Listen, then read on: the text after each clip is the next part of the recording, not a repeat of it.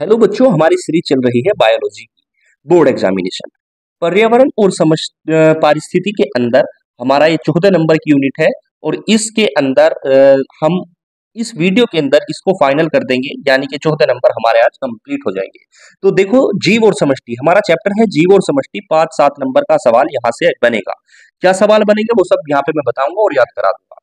जीव और समष्टि, इसके अंदर सबसे पहले बात करते हैं। देखिए समष्टि क्या होती है। सबसे पहली है हमारी समष्टि। समष्टि क्या होती है, पेपर में सवाल आएगा समष्टि क्या होती है, उसके लक्षण लिखिए, कुछ गुण लिखिए। तो समष्टि का मतलब क्या होता है, देखो जैसे हमारे पास कोई भौगोलिक क्षेत्र है, कोई भी एरिया है और हम वहां पर कोई भी जाति का सदस्य आए और जाति का जो सदस्य है वो क्या करे, ग्रुप बना करके रहने लगे। मतलब कोई एरिया है, कोई मोहल्ला है, कोई जगह है, वो भौगोलिक क्षेत्र है और वहां पे जाति का जो सदस्य है वो क्या करके रहने लगे, वो समूह बनाकर रहने लगे।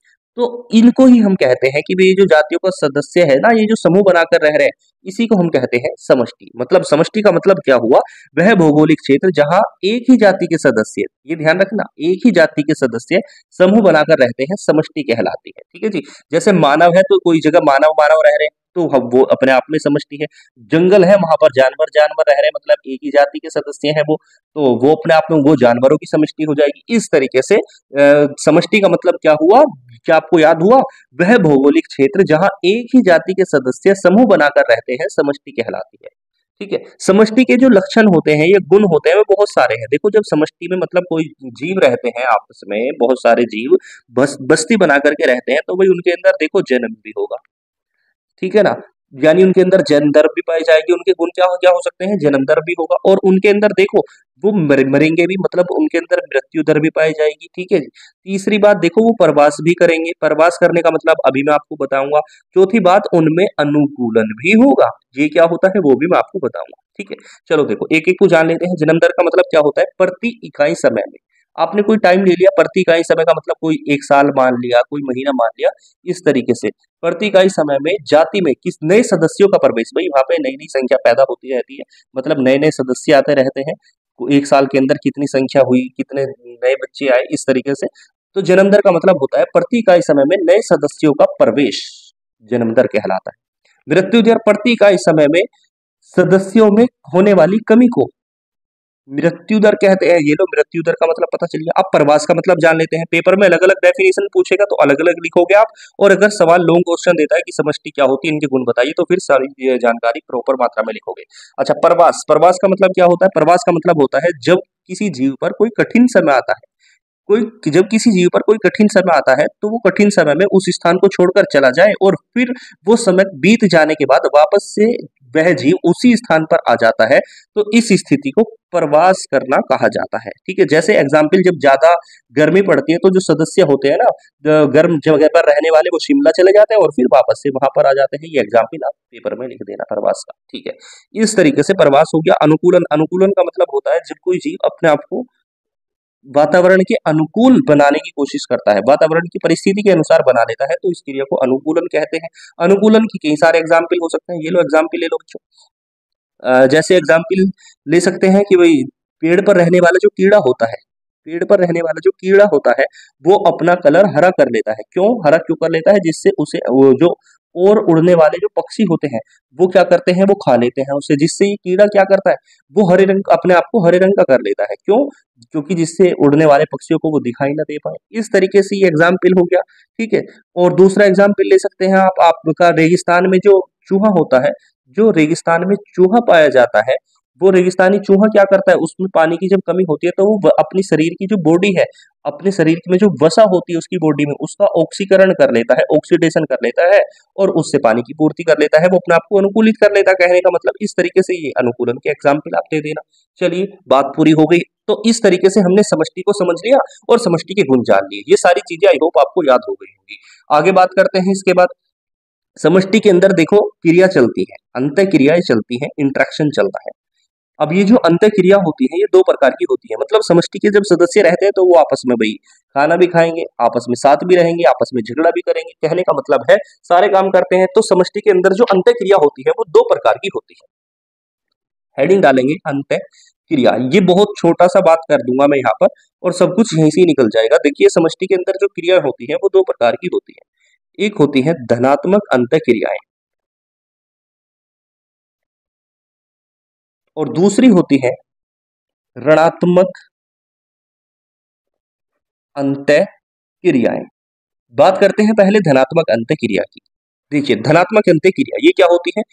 वे अंतःक्रियाएं जी दो यानी कि समष्टि में के सदस्यों के बीच वे अंतःक्रियाएं जिसमें सदस्यों को कोई हानि ना हो, कोई हानि ना हो, ऐसी क्रिया धनात्मक अंतःक्रिया कहलाती है। इसका एग्जाम्पल है हमारे पास सहजीवन।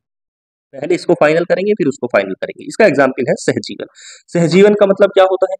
जाति के दो सदस्यों के बीच का ऐसा संबंध जिसमें दोनों सदस्य आपस में साथ साथ रहते हो और दोनों में से या तो दोनों को, दोनों में से या तो दोनों को या एक को, या तो दोनों को या एक को लाभ हो, परंतु हानि किसी को ना हो, हानि किसी को ना हो, तो ऐसे संबंध को सहजीवन कहते हैं। ठीक है जी। सहजीवन का मतलब मैंने क्या बताया आपको? जब जाति के दो सदस्य साथ साथ रहते हो और उनके साथ साथ रहने में दोनों को या तो लाभ होता हो अथवा एक को लाभ होता हो, परंतु हानि किसी को ना होती हो, तो ऐसे संबंध को सहजीवन कहते हैं, सिम्बायोसिस कहते हैं। इसके अंतर्गत तीन भाग आते हैं।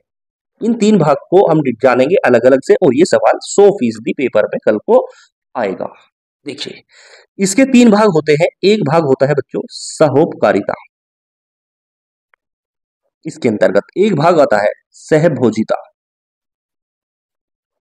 एक भाग आता है आपका आदि सहयोगिता, आदि सहयोगिता। देखिए सबसे पहली बात कर लेते हैं सहोपकारिता की। सहोपकारिता क्या होती है? तो सहोपकारिता में आप बताओगे दो जीवों के बीच का ऐसा संबंध या दो जीवों के बीच का ऐसा संबंध जिसमें दोनों जीव आपस में साथ साथ रहते हैं और दोनों जीव एक दूसरे को बराबर लाभ पहुंचाते हैं, बराबर लाभ पहुंचाते हैं, ऐसा संबंध सहोपकारिता कहलाता है। एग्जाम्पल से समझेंगे तो बात क्लियर हो जाएगी। खैर मैंने क्या बताया आपको? दो जीवों के बीच का ऐसा संबंध जिसमें दोनों जीव आपस में साथ साथ रहते हैं और दोनों बराबर बराबर एक दूसरे को लाभ पहुंचाते हैं, किसी को कोई हानि नहीं पहुंचती, ऐसा संबंध सहोपकारिता कहलाता है। ठीक है, एग्जाम्पल ले लेते हैं। जैसे कवक, देखो कवक और शैवाल जब आपस में मिलते हैं ना, तो कवक और शैवाल आपस में मिलकर के बना देते हैं लाइकेन।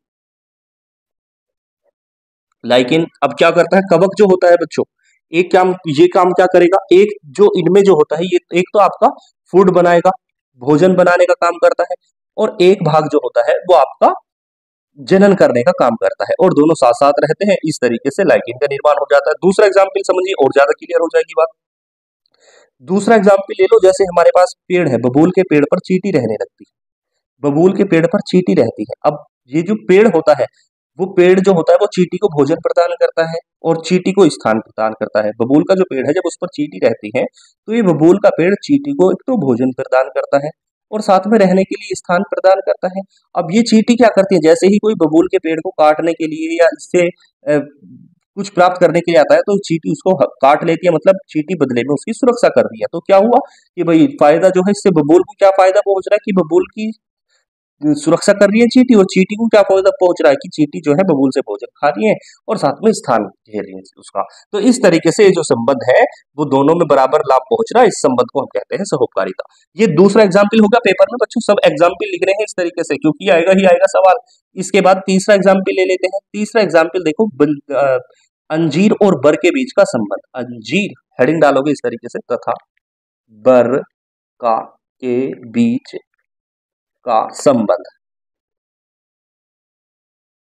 देखिए आपने देखा होगा जब आप अंजीर को खोलते हैं तो इस तरीके से उसके बीच में तुम्हें भुनके से दिखाई देते होंगे छोटे छोटे पार्टिकल्स। आपको लगता होगा कि भाई ये क्या है, इस तरीके से। तो होता क्या है देखो कि जब कोई अंजीर होती है ना, अंजीर जो फल बनता है, तो वो फल कब बनता है? मतलब उसके ऊपर परागकण आते हैं। आपने चैप्टर 2 पढ़ा होगा तो आपको पता होगा। मतलब कोई भी जब फल बनता है ना, वो शुरू में फूल होता है, और फूल फल कब बनाता है? जब उसके ऊपर नरभाग आता है, मतलब उसके ऊपर परागकण आकर के गिरते हैं। अब ये परागकण आकर के कहाँ से गिरते हैं?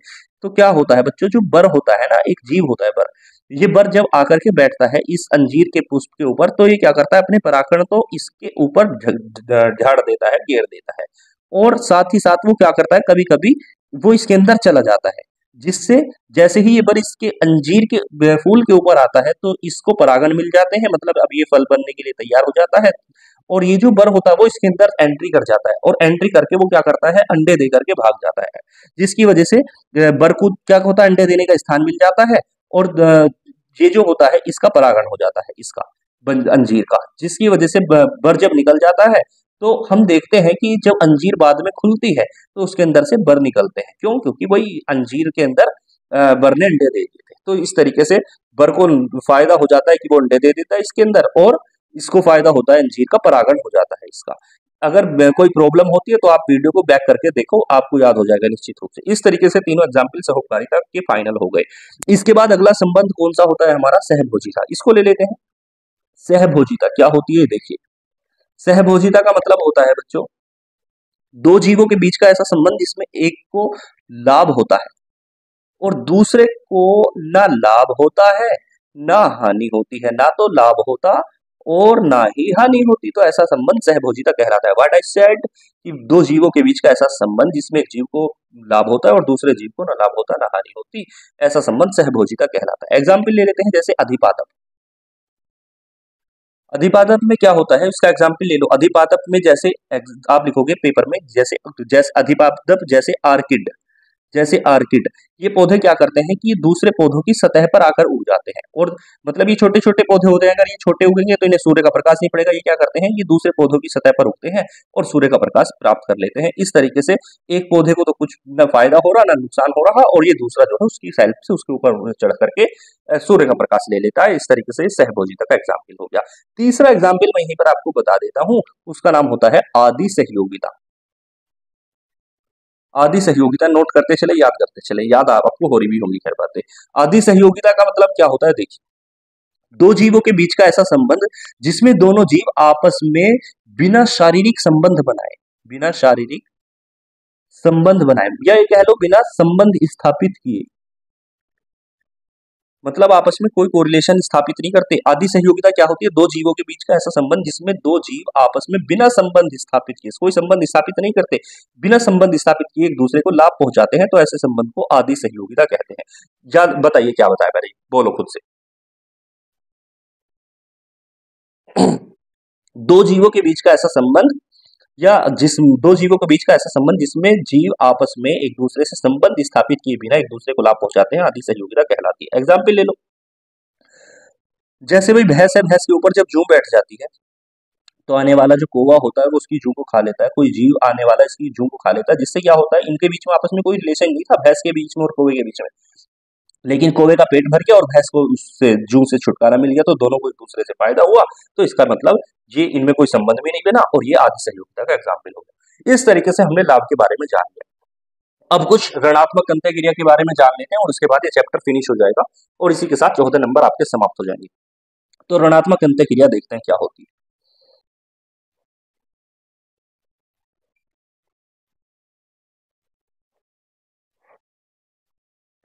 देखिए ऋणात्मक अंतःक्रिया में आप लिखोगे कि दो जीवों के बीच का ऐसा संबंध जिसमें दोनों जीव जो होते हैं वो एक दूसरे को हानि पहुंचाने में कोई संकोच नहीं करते। दो जीवों के बीच का ऐसा संबंध जिसमें दोनों जीव जो है वो एक दूसरे को हानि पहुंचाने में कोई संकोच नहीं करते, ऋणात्मक अंतःक्रिया कहलाती है ऐसी संबंध। ठीक है जी, ये इसको हम स्पर्धा भी कह सकते हैं। ठीक है, ये भी ध्यान रखेंगे, स्पर्धा। तो स्पर्धा क्या होती है, अगर ये पूछे इसके एग्जाम्पल है, देखो ऋणात्मक अंतःक्रिया में क्या होता है, दो जीवों के बीच का ऐसा संबंध होता है जिसमें दोनों जीव एक दूसरे को हानि पहुंचाने में कोई संकोच नहीं करते, मतलब शर्म नहीं करते, वो हानि पहुंचा देते हैं, तो इसको हम कहते हैं ऐसी क्रिया को ऋणात्मक अंतःक्रिया। एग्जाम्पल ले लो इसका, स्पर्धा। स्पर्धा में क्या होता है, स्पर्धा ऐसी क्रिया होती है कि दोनों जीव एक दूसरे के साथ भोजन के लिए, जगह के लिए, पानी के लिए स्पर्धा करते हैं। स्पर्धा भी दो प्रकार की होती है, एक होती है अंतर जातीय स्पर्धा और दूसरी होती है बच्चों आंतर जातीय स्पर्धा। आंतर जातीय स्पर्धा, अंतर जातीय स्पर्धा के बारे में जानो। अंतर का मतलब दो जातियों के बीच में अंतर है, मतलब जब दोनों जातियां अलग अलग होती है, दो जीवों के बीच की ऐसी स्पर्धा जिसमें दोनों की जातियां अलग अलग होती है, ऐसी स्पर्धा अंतर जातीय स्पर्धा कहलाती है। अंतर जातीय स्पर्धा ऐसी स्पर्धा जिसमें दोनों जीवों की जो जातियां होती हैं वो एक ही होती है। अंतर का मतलब अंदर की, अपने अंदर की जातियां, दो जीवों के बीच का ऐसा संबंध ऐसी स्पर्धा दो जीवों के बीच ऐसी स्पर्धा जिसमें दोनों जीवों की जो जातियां होती है वो एक ही होती है, ऐसा स्पर्धा अंतरजातीय स्पर्धा कहलाती है। अब आप मुझे बताओ, अगर दो कुत्ते हैं और वो आपस में लड़ रहे हैं, एक डॉग के साथ लड़ रहा स्पर्धा कर रहा है, और एक डॉग एक मनुष्य के साथ स्पर्धा कर रहा है, एक मानव के साथ स्पर्धा कर रहा है, तो ये क्या कहलाएगी? डॉग की और मानव की स्पर्धा हुई, तो इसको हम क्या कहेंगे कि ये अंतरजातीय है, मतलब जाति में अंतर है। और डॉग डॉग के बीच में हो रहा है तो इसको हम कहेंगे कि ये अंतरजातीय स्पर्धा है। अब मुझे बताओ, आप दोनों में से हानिकारक कौन होंगे? भाई देखो, कुत्ता कुत्ते के साथ अगर एक मांस का टुकड़ा पड़ा है छोटा सा, तो वो क्या करेगा? कुत्ते कुत्ते में ज्यादा लड़ाई होगी, मतलब ज्यादा खतरनाक होने वाली वो स्पर्धा। कोई रोटी का टुकड़ा पड़ा है तो भाई कुत्ते कुत्ते के साथ ज्यादा झगड़ेगा, उसके लिए मतलब वो ज्यादा खतरनाक होगी। अगर रोटी का टुकड़ा पड़ा है तो देखो, डॉग और मानव में क्या होगा? मानव तो उसे खुद ही डाल देगा। मतलब ये स्पर्धा इतनी हानिकारक नहीं होती, अंतरजातीय अंतरजातीय स्पर्धा ज्यादा हानिकारक होती है। आप पेपर में इस बात जानकारी देकर के आएंगे। चलिए आगे बात कर लेते हैं। स्पर्धा के अलावा दूसरा पॉइंट हमारे पास ऋणात्मक क्रिया में होता है बच्चों, पर जीविता। परजीविता का मतलब क्या होता है? जब कोई एक जीव किसी जब कोई जीव कोई विषमपोषी जय कह लो, कोई एक जीव जब कोई विषमपोषी अपना पोषण किसी दूसरे जीव के शरीर से प्राप्त करता है, किसी दूसरे जीव के शरीर से प्राप्त करता है, तो इस क्रिया को परजीविता कहते हैं। और ऐसा जो जीव होता है ना, ऐसे जीव को परजीवी कहते हैं, पैरासाइट कहते हैं। ठीक है, तो परजीविता का मतलब क्या हुआ? जब कोई विषमपोषी अपना भोजन अपना पोषण दूसरे जीव के शरीर से प्राप्त करता है, इस क्रिया को परजीविता कहते हैं और ऐसा जीव परजीवी कहलाता है। ठीक है, ये आपने बता दिया। एग्जाम्पल आप देना चाहें तो दे सकते हैं भाई, कि भाई कवक ले लो एग्जाम्पल, इस तरीके से। चलो, परजीविता पूरा हो गया, अगला पोर्शन ले लेते हैं इसी के साथ हम, परभक्षण। परभक्षण का मतलब क्या होता है? वह क्रिया जिसमें कोई एक जीव दूसरे जीव का शिकार करता है और उसे खा लेता है, परभक्षण कहलाती है। एग्जाम्पल, कोई मांसाहारी जीव है, कोई मांसाहारी मनुष्य है, जैसे मांसाहारी मनुष्य के द्वारा किसी जीव को, किसी पशु को मार दिया जाता है और उसका भक्षण कर लिया जाता है। इस तरीके से इस क्रिया को हम कहते हैं बच्चों परभक्षण। बस इस तरीके से इस चैप्टर के अंदर ये चीजें आप कंप्लीट करिए।